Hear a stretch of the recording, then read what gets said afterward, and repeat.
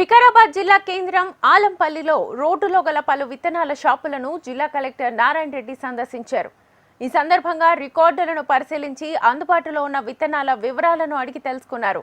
వికారాబాద్ జిల్లాలో 2.63 లక్షల ఎకరాల్లో రైతులు పత్తి పంటను సాగు చేసే అవకాశం ఉందని, ఇప్పటికైతే 3.12 లక్షల పత్తి విత్తనాల ప్యాకెట్లు అందుబాటులో ఉంచడం జరిగిందన్నారు.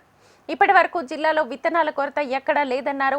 అవసరమైతే ఇంకా అధిక మొత్తంలో పత్తి విత్తనాలు అందుబాటులో ఉంచుతామని, రైతులు ఎవరూ ఆందోళన చెందాల్సిన అవసరం లేదన్నారు.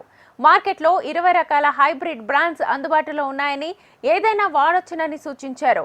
నకిలీ విత్తనాలు విక్రయించే వారిపై 6 కేసులు నమోదు చేశామని, జిల్లాలో 2 చెక్ పోస్టులు పెట్టడం జరిగిందని అన్నారు. నకిలీ విత్తనాల విషయంలో రైతులు అప్రమత్తంగా ఉండి ఏమైనా సమాచారం ఉంటే వ్యవసాయ శాఖ అధికారులకు సమాచారం అందించాలన్నారు. ఫర్టిలైజర్ దుకాణాల్లో ఎంఆర్పీ ధరల కంటే ఎక్కువగా విక్రయించినా, రసీదులు ఇవ్వకపోయినా ఫిర్యాదు చేయాలని సూచించారు.